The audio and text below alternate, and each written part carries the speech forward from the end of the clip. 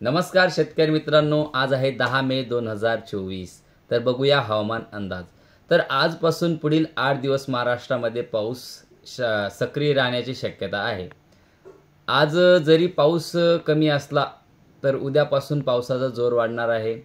कालही 9 तारखेला महाराष्ट्रामध्ये उत्तर महाराष्ट्र, काही संभाजीनगरचा भाग, विदर्भ काही भाग, या भागात कालही पावसाने हजेरी लावली आहे।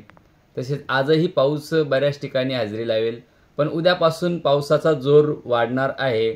तर उद्या बघा, मालेगाव, जळगाव, नाशिक, छत्रपती संभाजीनगर, जालना, अहमदनगर, बीड, पुणे, इंदापूर, लातूर, नांदेड, किनवट, चंद्रपूर, सोलापूर, कोल्हापूर, रत्नागिरी, कोकण किनारपट्टीचा काही भाग, या भागामध्ये उद्या पावसाचा जोर वाढेल।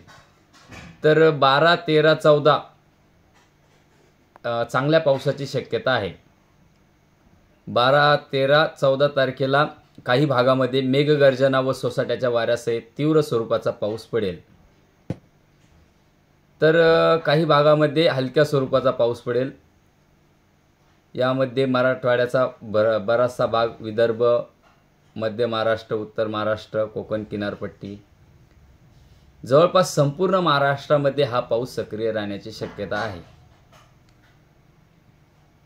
धन्यवाद।